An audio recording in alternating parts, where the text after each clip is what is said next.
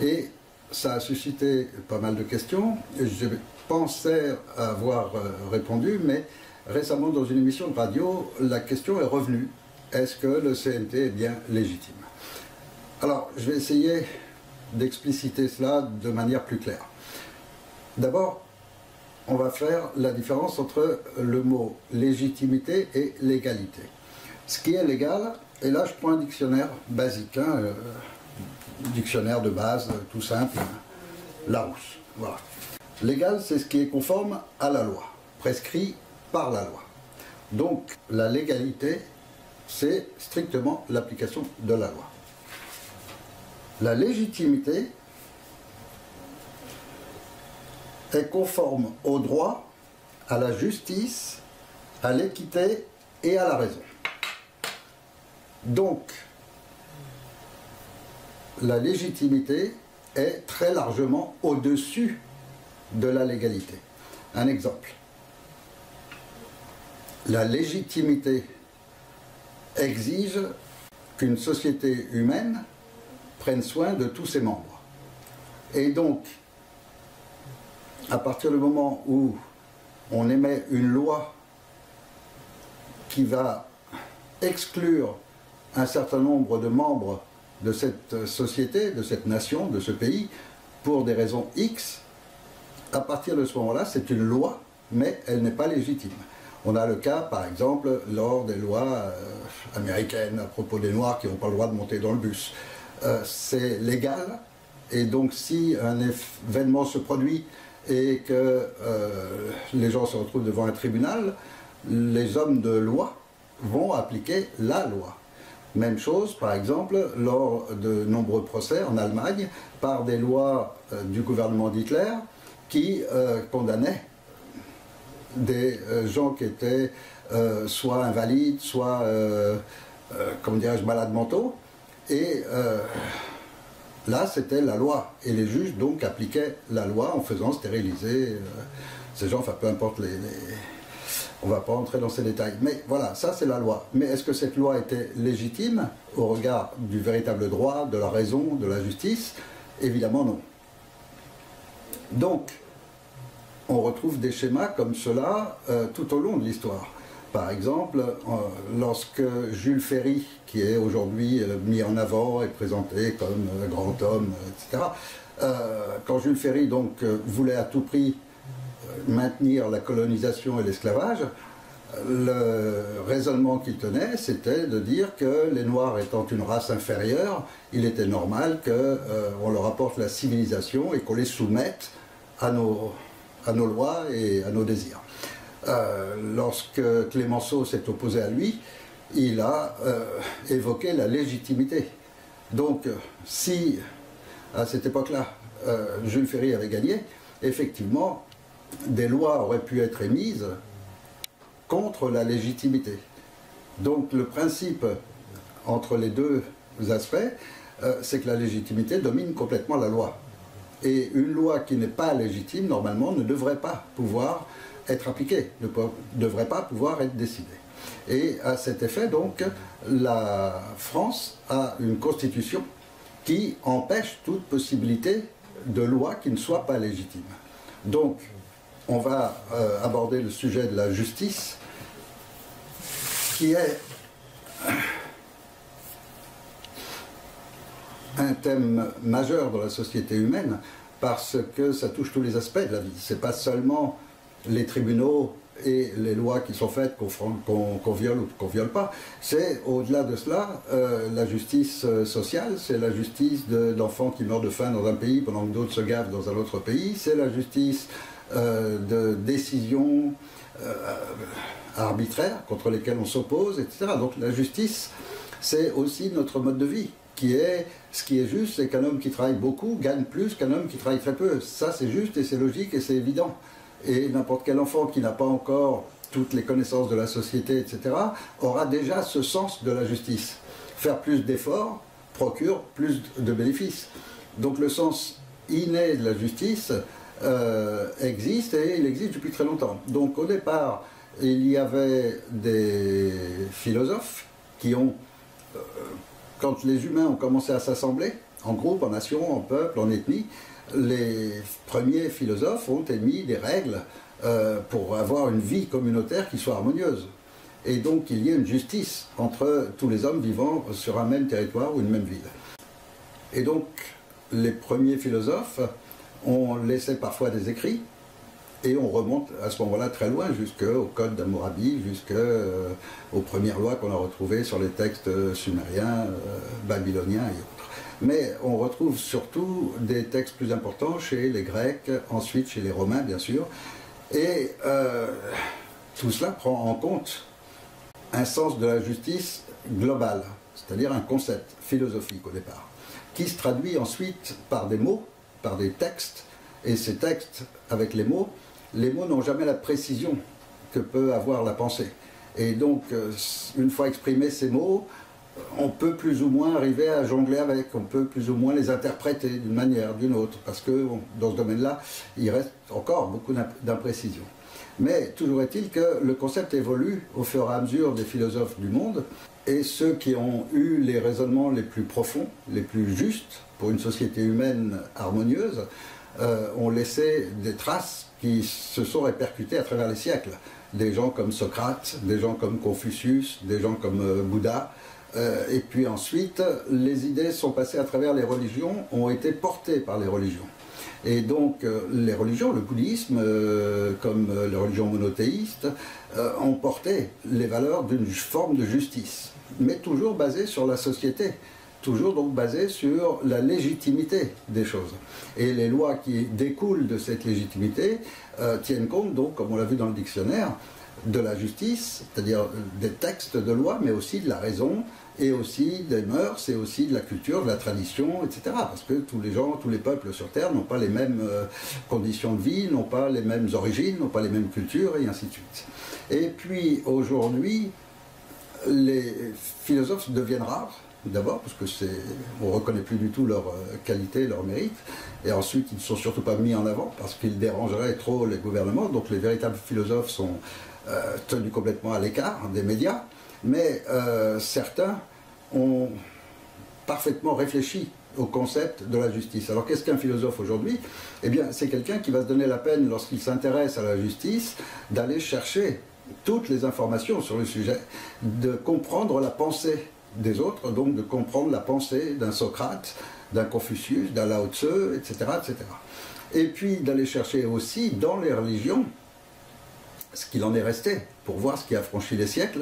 Et là, il va aller chercher dans la Torah, dans la Bible, dans le Coran, et il retrouve toujours ces mêmes valeurs de justice. Qu'on prenne le Coran, la Bible ou la Torah, on trouvera les notions de bienfaisance, de justice, d'équité, etc. Donc, lorsque ces philosophes arrivent aujourd'hui, au XXIe siècle, à réfléchir sur le concept de justice, parmi eux, il y en a un qui s'appelle Frédéric Lenoir, qui a écrit ce petit ouvrage qui s'appelle « La guérison du monde ». Et dans cet ouvrage, il dit ceci: « On ne dira jamais assez l'intensité de la douleur provoquée par ces injustices qui rendent notre monde invivable pour tellement d'humains. Et pourtant, la justice figure parmi les valeurs les plus constantes et enracinées dans toutes les cultures du monde. » Et à titre d'anecdote, Confucius, lorsque le roi lui a demandé comment résumer la justice en un seul et unique mot, et Confucius a répondu « réciprocité ». Et effectivement, c'est ce qu'on retrouve dans toutes les religions. Ne fais pas aux autres ce que tu ne voudrais pas qu'ils te fassent. Et c'est un concept aujourd'hui qui est particulièrement en danger, et dans notre société, on va le voir maintenant, qui est bafoué. Non seulement par la justice, les lois, qui elles sont légales si elles appliquent la loi décidée par des gens, seulement si ces gens n'ont pas le droit de décider cette loi, alors elle est illégitime. Donc c'est là la nuance importante entre l'illégitimité et l'illégalité. L'illégitimité étant beaucoup plus grave, bien sûr, que l'illégalité. Alors, en France, on a, en 1789, créé une déclaration des droits de l'homme et du citoyen qui est la base profonde de la justice, en dehors de toute religion C'est-à-dire que ce n'est plus les religions ou les philosophes qui portent la justice, les concepts moraux, les valeurs morales, c'est ce texte de la Déclaration des droits de l'homme et du citoyen qui empêche les débordements vers l'illégalité de la part de ceux qui dirigent. Et donc cette Déclaration des droits de l'homme fixe le cadre légitime dans lequel peuvent être émises des lois, qui ne peuvent donc pas sortir de ce cadre. Et donc, à la suite de cette déclaration, viennent les codes de droit pénal, civil, etc., etc. Donc, toujours en respect de cette déclaration initiale.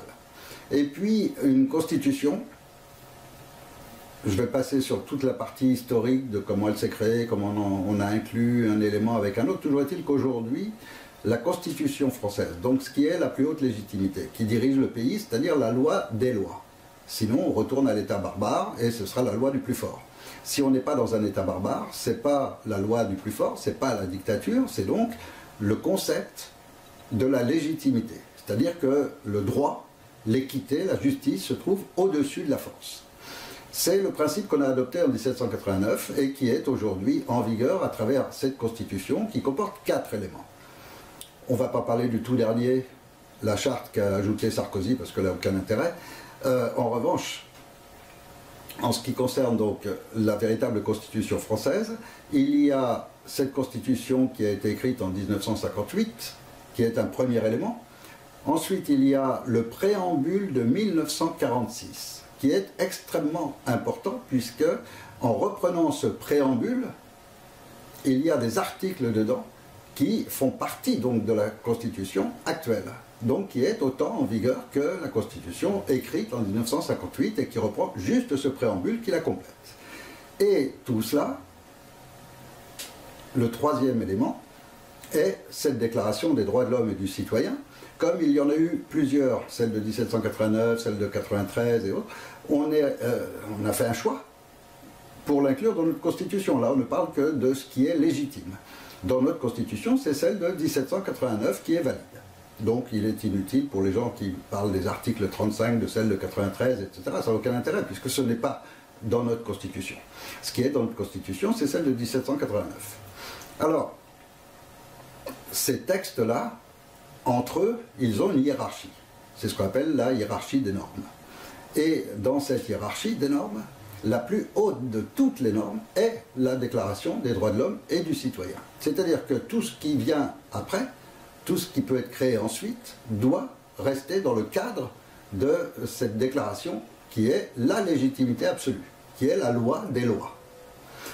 Alors, lorsque on lit cette déclaration, il y a deux aspects, et c'est là où la légitimité a toute son importance. Il n'y a pas seulement les mots écrits, il y a aussi le concept général du texte. Et ce concept général du texte, quand on a fini de lire cette déclaration des droits de l'homme et du citoyen, ce qui en ressort immédiatement et de manière absolument formelle, c'est la souveraineté du peuple. Dans une seule fois n'apparaîtront les mots démocratie ou république. Ça n'a aucun intérêt. Et à cette époque-là, surtout, personne n'en voulait, puisque c'est ce qui a provoqué la République, c'est ce qui a provoqué le plus grand génocide en France, celui des Vendéens. Donc, ce qui nous importe, c'est que dans ce texte, ce qu'il en ressort absolument, c'est la souveraineté du peuple. Si on lit ces articles, on ne peut qu'être choqué par ces violations. Par exemple, l'article 1 dit que les hommes naissent et demeurent libres et égaux en droit. Les distinctions ne peuvent être fondées que sur l'utilité commune. Celui-là, tout le monde le connaît. Mais par contre, l'article 2, le but de toute association politique est la conservation des droits naturels et imprescriptibles de l'homme. En clair, le but de toute association politique, de tout mouvement politique, est de conserver les droits naturels et imprescriptibles de l'homme. Ces droits sont la liberté, la propriété, la sûreté et la résistance à l'oppression. Alors, si on prend ces droits, l'un après l'autre, la liberté, est protégé par la vie privée. Donc déjà, ça, c'est l'un des premiers éléments. Chez vous, personne ne peut entrer, personne ne peut pénétrer, personne ne peut regarder votre courrier, personne ne peut fouiller vos affaires. C'est le droit à cette liberté, une liberté qui concerne aussi le droit à s'exprimer, le droit à manifester, le droit à circuler sans aucune entrave. Donc quand vous prenez simplement ce droit, il est déjà violé de multiples façons. Le droit à l'expression, il est quand même très limité quand on voit à quel point des journalistes sont brimés, à quel point des vérités sont cachées. Quand on voit ensuite au niveau de la liberté de circulation qu'ils ont maintenant mis en place des lois qui permettent qu'on arrête une personne sans aucun motif, donc il n'y a plus de droit à la circulation. Quand j'étais petit, ça n'existait pas. Un policier, un gendarme n'avait pas le droit d'arrêter quelqu'un sans motif, juste pour un contrôle. C'était inimaginable. Et puis les politiciens l'ont fait passer. Mais en le faisant passer, ça veut dire quoi? Ça veut dire que si on pousse les choses à l'extrême, le type qui part le matin à 6 h parce qu'il doit commencer son boulot à 7 h, il a 1 heure de trajet, mais si entre-temps on a envie de l'arrêter 10 fois, aujourd'hui, il ne peut pas s'y opposer, il ne peut rien dire. Il devra à chaque fois s'arrêter et subir un contrôle. Là, l'article est franchement violé. Donc toutes les lois qui autorisent maintenant à fouiller les courriers des gens, à entrer chez eux, à perquisitionner chez eux, à fouiller sans motif, uniquement par décision d'un politicien quelconque, ce sont des violations absolues de ce premier droit. Or, ce droit, je rappelle, il est bien dit que normalement c'est le but de l'association politique, quelle qu'elle soit, donc le gouvernement, de les conserver, de les protéger. Et en l'occurrence, ils font le contraire. Si on prend maintenant la propriété, le droit à la propriété, c'est lorsque vous avez travaillé, avec votre argent, vous avez acheté quelque chose, ça vous appartient, personne ne peut vous le prendre. Eh bien c'est faux. Maintenant, à partir du moment où vous avez gagné votre argent, vous l'avez mis à la banque et que les politiciens ont signé un accord permettant maintenant aux banques de saisir votre argent quand elles en ont besoin, éventuellement de s'enfuir avec, vous n'avez plus droit à la propriété. Quand ils prévoient maintenant même d'arriver à devenir quasiment propriétaire de votre bien immobilier, c'est-à-dire que vous avez travaillé toute votre vie, vous avez acheté votre petite maison, et puis tout d'un coup les francs-maçons arrivent en disant maintenant c'est à nous 5 ou 10%, on est copropriétaire, et pour rester chez vous, il faudra nous payer un loyer. C'est de la folie, ça paraît démentiel, mais c'est un projet de loi, et malheureusement il est déjà passé en Argentine et dans d'autres pays, et ils vont le passer bien sûr en France. La sûreté, n'en parlons même pas, il n'y a qu'à voir les classements sans suite des plaintes qu'il y a eu contre Cazeneuve et Valls à propos de l'affaire du Bataclan, et puis ensuite à propos de l'affaire de Nice, et toutes ces plaintes classées sans suite, etc. Donc la sûreté, maintenant, plus personne n'est en sécurité nulle part. Tant qu'on n'a pas une police qui respecte le droit, on ne sera plus en sécurité nulle part. Et enfin, la résistance à l'oppression. Ça, c'est aussi un de nos droits naturels et imprescriptibles. Alors, dans cette même déclaration, donc qui est la loi des lois, on trouve, je saute tous les détails parce que chaque article, on pourrait le remettre en question, j'arrive à l'article 16. Toute société dans laquelle la garantie des droits n'est pas assurée, ni la séparation des pouvoirs déterminée, n'a point de constitution. On retourne la phrase dans l'autre sens. Une constitution n'est valide, n'existe que dans une société dans laquelle la garantie des droits est assurée et la séparation des pouvoirs déterminée. Donc on a en tête le rôle du gouvernement, quel qu'il soit, est de conserver les droits naturels et imprescriptibles, et les mots eux-mêmes, naturels et imprescriptibles, on ne peut pas les prescrire. Et article 16, si ces droits ne sont pas garantis, la société n'a pas de constitution. Alors quelle est la situation? Eh bien, si un pays n'a pas de constitution, il est forcément sous dictature, c'est-à-dire que c'est le plus fort qui fait sa loi. Et ce n'est plus la loi des lois qui contrôle le fonctionnement du pays, et donc la justice, l'équité, etc., etc. Lorsque, en 2005, l'expression générale du peuple refuse d'être sous les lois européennes, c'est la souveraineté du peuple telle qu'exprimée par cette déclaration. lorsqu'un petit groupe ou un individu marginal impose sa loi contre celle du peuple souverain, en l'occurrence donc Sarkozy avec le traité de Lisbonne, alors c'est une violation totale de la Constitution. Il n'y a plus de garantie des droits et il n'y a donc plus de Constitution. Ce qui fait que depuis cette date-là, sur le plan strictement de la légitimité, aucun de nos gouvernements ne peut être légitime, puisqu'ils se sont mis en marge de la loi. Alors, après, on peut prendre l'ensemble des documents, l'ensemble des articles de la Constitution elle-même, où on voit que les violations sont extrêmement nombreuses. Par exemple, un président qui est élu n'a pas le droit de changer la Constitution, bien évidemment, puisqu'il est élu selon un certain nombre de règles, qui sont celles qui émanent de la loi absolue, c'est-à-dire de la loi des lois, de la Constitution. Donc à partir de ce moment-là, il ne peut pas toucher à cette Constitution. Par exemple, si vous élisez un type avec un mandat de 5 ans, c'est pas pour que le lendemain qu'il est élu, il dit bah, finalement le mandat je vais le passer à 10 ans. Non, c'est absolument inacceptable. La Constitution ne peut être modifiée que par le peuple. Et non jamais par ceux qui sont élus, bien sûr. Donc, lorsque Sarkozy, qui normalement est passible d'une peine de prison pour trahison, puisque c'est exactement le terme à employer dans le cadre de ce qu'il a fait, il supprime de la Constitution la haute trahison.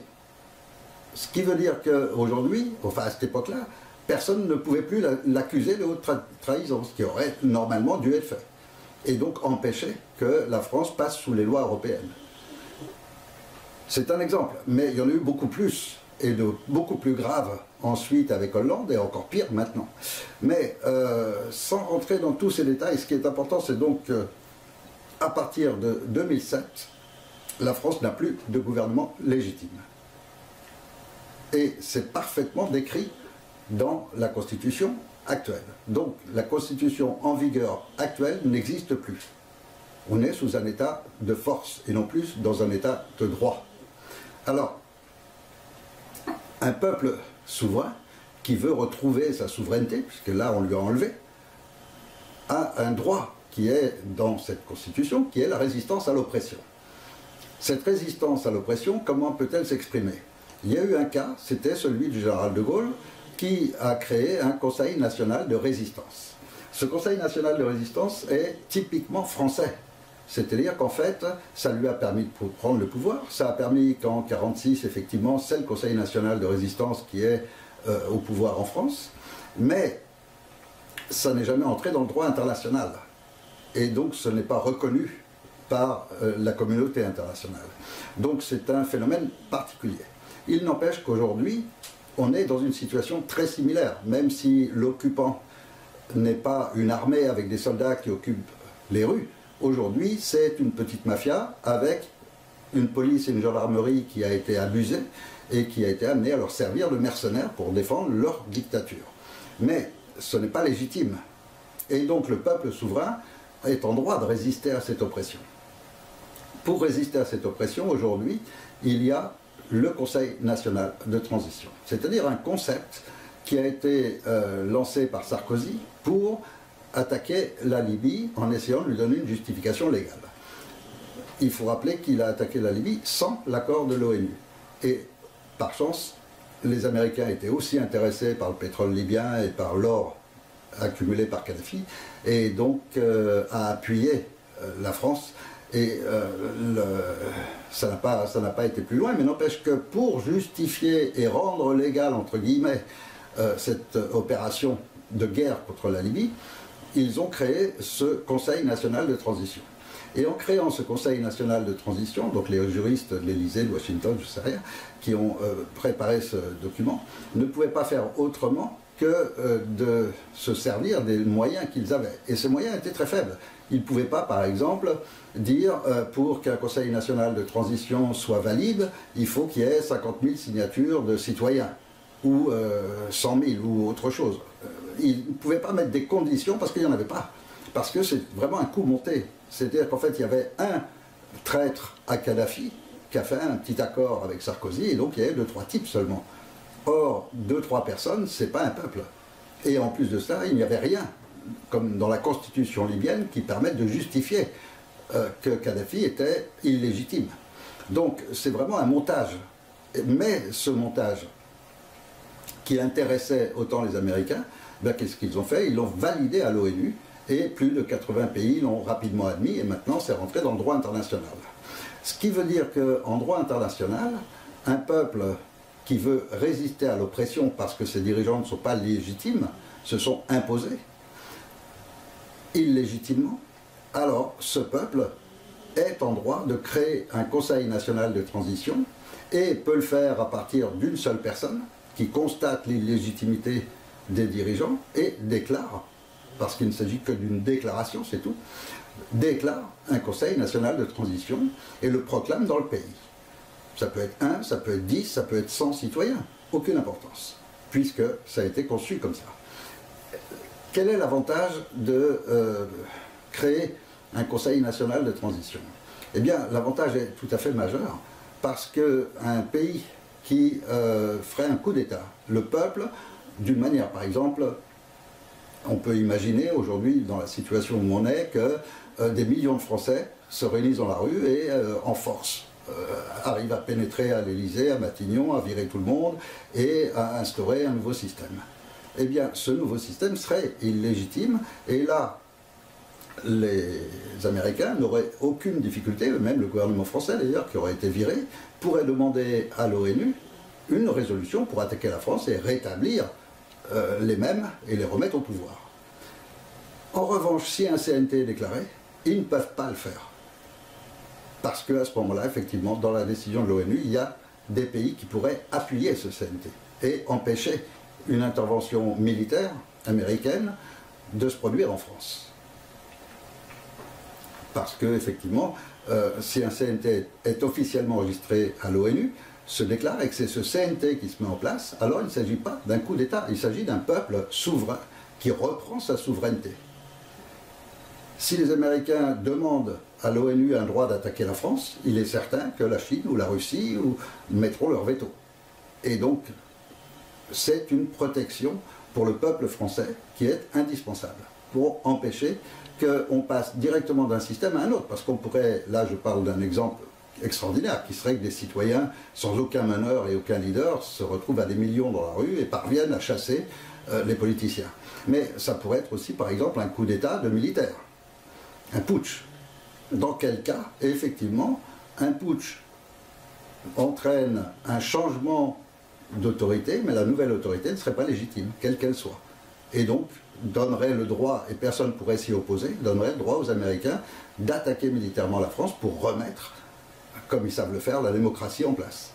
Donc, le seul moyen d'empêcher toute forme de chaos ensuite, et toute réplique ou réaction internationale qui serait négative pour la France, c'est de disposer d'un Conseil national de transition qui, comme son nom l'indique, ne prétend pas être un gouvernement, mais dès sa création est ce qu'on appelle une autorité légitime, sur le plan juridique en tout cas, qui ne reste plus qu'à être validée par sa mise en place. Et sa mise en place ne peut plus être mise en question par la suite, ni provoquer de chaos, ni provoquer une invasion, ni provoquer une guerre, ni quoi que ce soit, parce qu'elle est légitime. Alors, puisqu'on parle de légitimité, allons jusqu'au bout du raisonnement. Si, comme c'est indiqué dans cette déclaration des droits de l'homme et du citoyen, qui est la plus haute norme, la plus haute dans la hiérarchie des normes? Donc, rien ne peut venir la contrecarrer. C'est au-dessus de tout, c'est la loi des lois, absolue. Si ce document indique que les droits imprescriptibles sont violés par les dirigeants, il n'y a plus de constitution. Si la France est aujourd'hui sans constitution, en clair, un gouvernement illégitime, c'est un gouvernement qui s'est imposé par la force, et en l'occurrence par la bonne gestion, entre guillemets, des scrutins, parce qu'ils ont le pouvoir de le faire, et de mettre qui ils veulent en place. Donc, dans ce schéma, la France est donc sans autorité légitime, puisque ceux qui sont en place ne le sont pas, et qu'il n'y a personne d'autre que ce CNT. Selon ce concept juridique, bien évidemment, Ce CNT, ce ne sont pas des gens, ce ne sont pas des personnes, et donc il n'y a aucun mandat d'aucune sorte, car ça n'aurait pas de sens. On est en train de parler d'un concept juridique. Après, ce CNT peut être porté et amené au pouvoir si les conditions du programme qu'il offre sont satisfaisantes. Et donc, le rôle d'un Conseil national de transition, c'est d'exposer cette période de transition de façon à ce que les Français puissent en juger. Période de transition pendant laquelle il va offrir un système de maintenance du pays en attendant qu'un nouveau système de gouvernement se mette en place. Ce nouveau système de gouvernement devra être mis en place par l'ensemble de la population. Donc ce sera l'ensemble de la population qui votera, qui s'exprimera, qui choisira éventuellement de réécrire complètement la Constitution. Et le rôle de ce Conseil, durant cette période, est simplement de maintenir tout le bon fonctionnement du pays et de redresser au plus vite les institutions qui ont été endommagées par les lois illégales, illégitimes et illégales, naturellement, de ces 15 dernières années. Ces lois ont, tout le monde le constate, dégradé l'économie, dégradé la santé, dégradé le mode de vie français, dégradé la France globalement. Et donc, c'est pourquoi il y a une montée de patriotisme en ce moment qui est parfaitement légitime. Beaucoup de gens ne veulent pas voir disparaître leur pays, leur langue, leur culture, et ne veulent pas voir leur pays dégradé à ce point-là quand ça a été un des fleurons de la planète entière. La France a été vraiment le pays des droits de l'homme, le pays que le monde entier rêvait d'aller visiter un jour.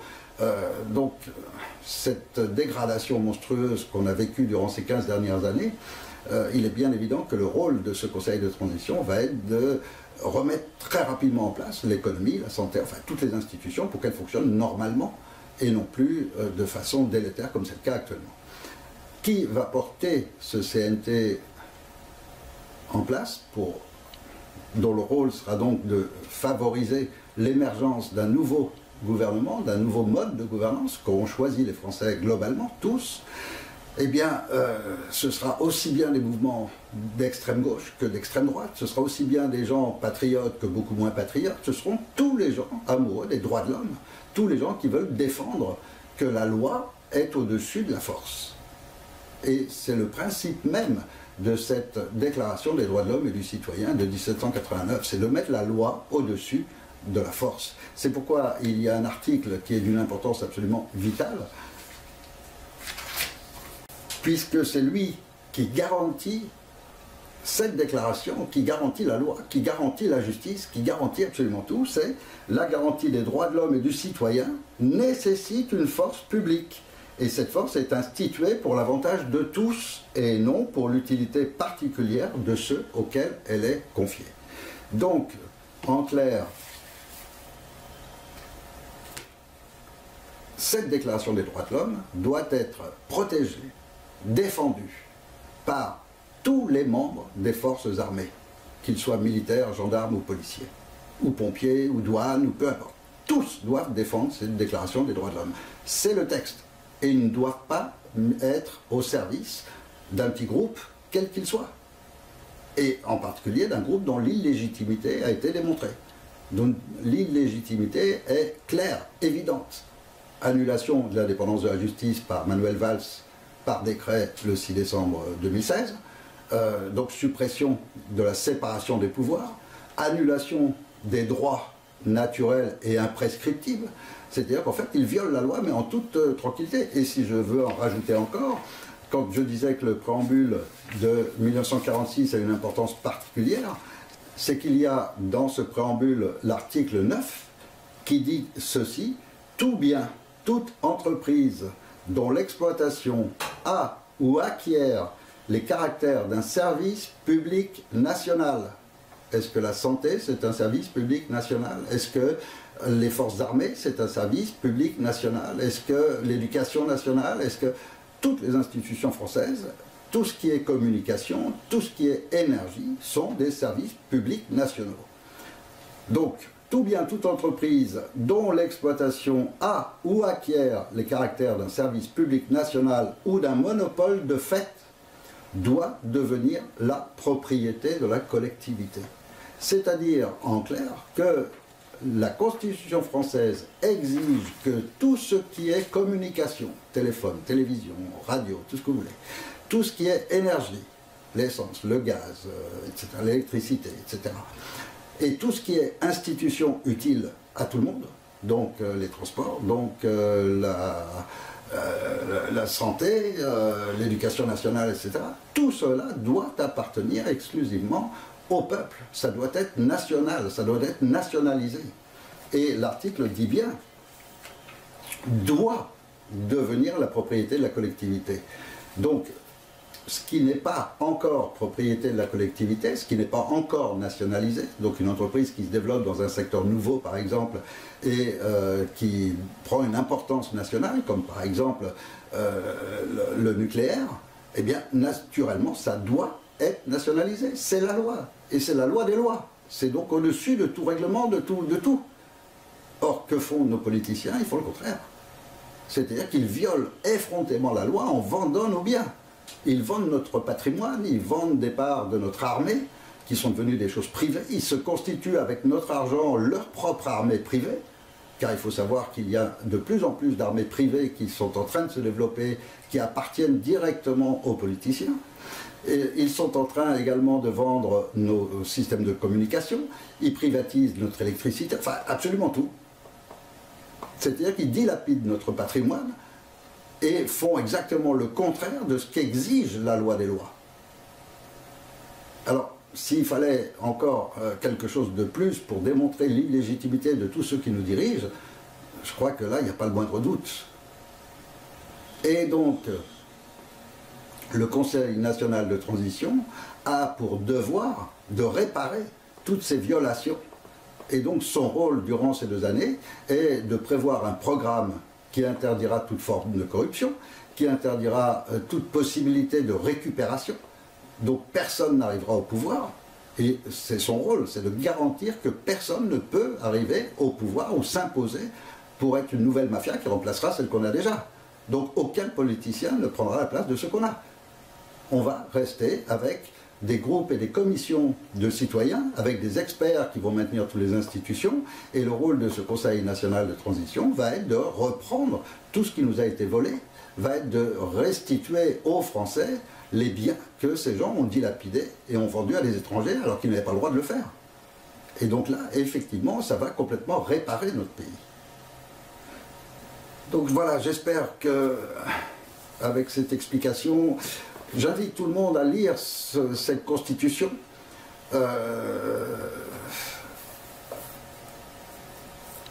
Le préambule de 1946 y figure, la Déclaration des droits de l'homme y figure, et ce petit document qui est la Constitution française après la révision de juillet 2008, donc permet de constater les petites modifications qu'ils se permettent de faire sur un texte qui normalement ne devrait pouvoir être touché par personne d'autre que l'ensemble du peuple. Et s'ils veulent proposer une petite modification, quelle qu'elle soit, changer une virgule dans une phrase, eh bien ils doivent l'afficher et provoquer un référendum où tout le peuple approuvera ce changement. Mais qu'ils prennent la décision d'eux-mêmes, entre eux, de modifier les choses, on en arrive à des extrêmes de folie. Car si on reprend le texte de la Déclaration des droits de l'homme et du citoyen, il est bien dit clairement que tout le monde est égal devant la loi. Et si on prend le texte écrit par les politiciens et révisé et arrangé par eux à la fin, grosso modo, ça veut dire tout le monde est égal devant la loi, sauf nous, qui ne pouvons nous juger qu'entre nous. Alors vous allez me dire, comment Sarkozy a pu vendre 600 tonnes d'or et qui est notre patrimoine? Et puis en plus au rabais. C'est porter un préjudice gravissime à la France. Comment il a pu commencer à lancer ces privatisations, c'est-à-dire à dilapider notre patrimoine, etc. Comment Macron a osé vendre Alstom et continuer à essayer d'en vendre un maximum. C'est monstrueux. Est-ce qu'il n'y a personne pour s'y opposer? Ben si. Il existe ce qu'on appelle un Conseil constitutionnel, dont le rôle est justement d'empêcher toutes ces déviations, les viols, les lois qui sont illégitimes. Seulement, là où il y a une anomalie grave, c'est que ce sont les politiciens eux-mêmes qui décident qui est au Conseil constitutionnel. Et en l'occurrence, ils s'y mettent eux-mêmes. Donc les conseils constitutionnels sont constitués des présidents. Donc les anciens, qui s'étaient déjà passé le pouvoir entre eux, deviennent membres du Conseil constitutionnel. Et ils y mettent un président dont ils seront sûrs qu'il sera à leur botte, et en l'occurrence, là, ils ont mis Fabius. Donc, un type qui aurait dû être condamné et qui devrait encore être en prison pour des milliers d'enfants morts suite à cette affaire du sang contaminé, se retrouve aujourd'hui président du Conseil constitutionnel. Autant dire qu'il est très improbable qu'il aille contrer une des lois qui favorise toute la bande. Parce qu'en fait, c'est les mêmes qui placent leurs copains à tous les postes. Tant qu'ils auront ce pouvoir de placer les gens à leur poste, il est bien évident qu'ils placeront les gens dont ils sont sûrs qu'ils n'iront pas les contredire. Et donc on se trouve en France sous une forme déguisée de vraie dictature. Et une dictature qui est en train de se préparer à s'imposer de plus en plus violemment, puisque nos libertés sont totalement maintenant bafouées, puisqu'ils s'accordent maintenant un droit à travers un état d'urgence qu'ils ont rentré dedans, qui n'est ni justifié, ni accepté par le peuple, qui entre dans notre fonctionnement en violation complète avec les droits de l'homme. Enfin, là, on est vraiment en train d'entrer dans le totalitarisme policier, dangereux, grave, qui va détruire la France dans pas longtemps si on ne réagit pas. Et donc, j'appelle vraiment tout le monde à prendre conscience que ce CNT est la seule chance de sauver la France. Parce qu'il n'y a pas d'autre voie. N'importe quelle autre voie, ce serait un putsch, ce serait provoquer des problèmes gravissimes. Tandis qu'un peuple souverain qui reprend son pouvoir, ça ne peut être remis en question par personne. Et un peuple souverain qui est souverain aussi pour décider ensuite du mode de gouvernance qu'il voudra mettre en place, et donc de la manière dont il choisira ceux qui dirigeront le pays, c'est la vraie souveraineté du peuple.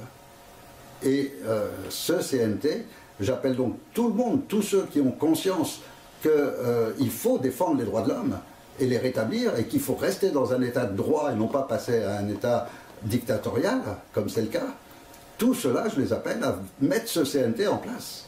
Et ce CNT, sur le site web, il y a la liste des principaux animateurs, on va dire, les plus connus, qui sont des gens qui sont des experts dans leur domaine, que ce soit tous les médecins, etc., qui dénoncent les gros mensonges des laboratoires, que ce soit les gens de l'éducation nationale qui dénoncent les graves préjudices que subissent les très jeunes enfants avec cette invasion de la pornographie par les nouvelles lois de Belkacem, que ce soit, voilà, dans tous les domaines. Dans tous les domaines, il y a déjà une liste d'un certain nombre de gens qui ont montré par leurs écrits, par leurs ouvrages, par leur travail, qu'ils avaient complètement conscience du danger qu'encourt la France avec toutes ces violations de loi. Et donc aujourd'hui, ce dont la France a besoin dans ce CNT, ce sont des gens les mieux informés, ce sont les gens les plus compétents, parce que complètement informés, ils comprennent tous les mécanismes. Et c'est seulement lorsqu'on comprend tous les mécanismes qu'on est en mesure de savoir quelles réponses apporter au problème. Quelqu'un qui n'a pas tous les éléments ne peut pas trouver les solutions. Donc ce sont les gens les plus informés. Et les gens les plus informés, aujourd'hui, on les trouve au rayon, au dernier rayon, bien cachés au fond, parce que leurs livres, on n'a pas envie de les mettre en avant. Parce que leurs ouvrages sont des ouvrages de qualité, comme ce petit bouquin, par exemple, de Frédéric Lenoir. C'est pas un bouquin qu'on trouve en première file à la FNAC, c'est sûr. Parce que l'intérêt de ces gens de contrôler les médias et de contrôler toute la machine France, c'est d'empêcher justement que soit connu qu'il existe ce Conseil national de transition qui pourrait sauver la France si tous les Français étaient informés et lisent le programme, puisque tout le programme détaillé y figure. Si les Français découvrent les vérités sur les laboratoires, sur les médicaments, sur les vaccins, sur l'éducation nationale et ce qui se passe réellement, sur la police et les armées privées qui sont en train de se préparer, etc. Mais si les gens étaient conscients de tout, tout le monde serait déjà en train d'être dans la rue et d'imposer que ce Conseil national de transition se mette en place, parce qu'il n'y a pas d'autre recours. Alors pour des explications encore plus claires, et bien précise, avec les articles de loi, avec tout le détail qui justifie parfaitement l'illégitimité des dirigeants actuels, ainsi que l'exposition complète du programme qui est prévu par ce Conseil national de transition.